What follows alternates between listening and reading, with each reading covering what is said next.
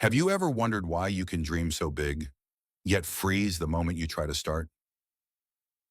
Why one part of you feels destined for more, while another part quietly pulls you back, again and again, into the same cycle of hesitation, procrastination, and self-doubt? This is not laziness.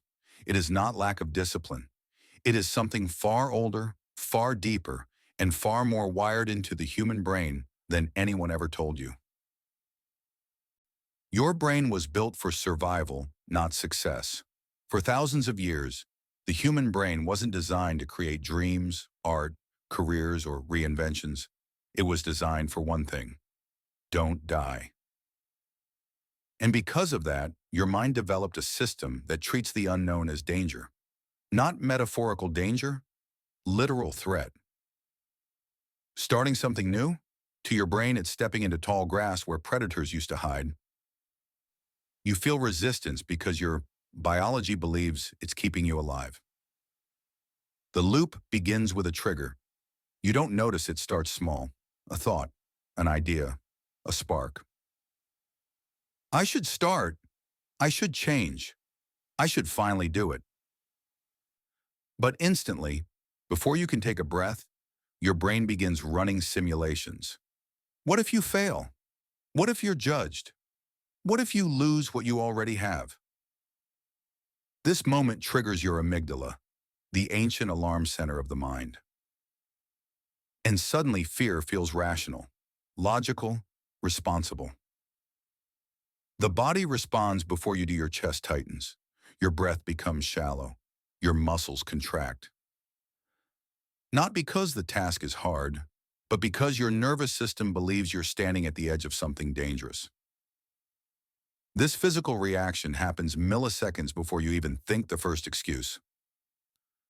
You don't procrastinate because you're weak. You procrastinate because your biology got there before your willpower did. Then comes the illusion of readiness. Your brain whispers, not today. You're too tired, too stressed, not prepared. These thoughts feel like truth, but they're defense mechanisms. They're your mind creating distance between you and the thing it fears. So you wait, you plan, you research, you watch more videos. You mistake preparation for progress. But the brain loves this because not starting keeps you safe. And then, self-judgment, hours pass, days pass, nothing begins.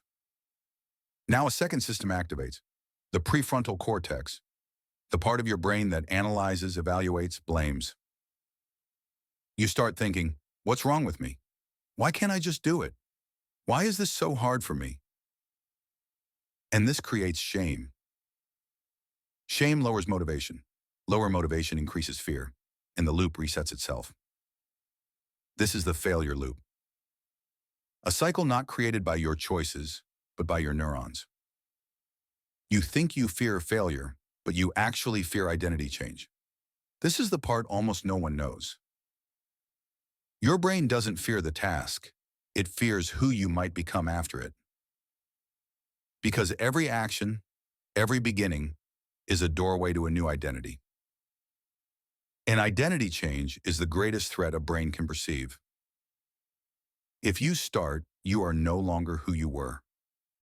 That means your relationships might change, your comfort might change, your status might shift, and your sense of safety might collapse. So the mind does anything, to keep you in the version of yourself it already understands.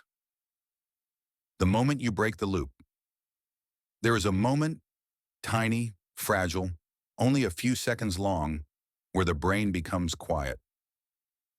Right before you talk yourself out of beginning, there is a gap, a silence, a micro window where fear hasn't won yet. If you move during that window, even one small action, the entire system rewires. Because action isn't the result of motivation.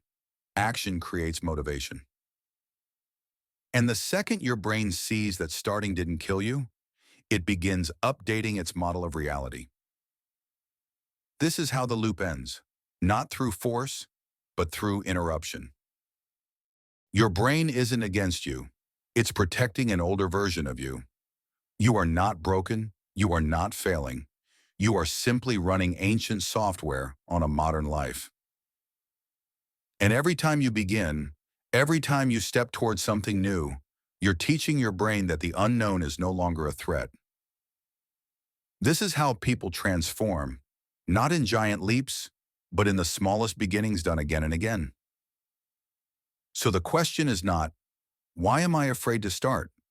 The real question is, which version of me am I finally ready to outgrow? This was Unveil, and your new beginning starts now.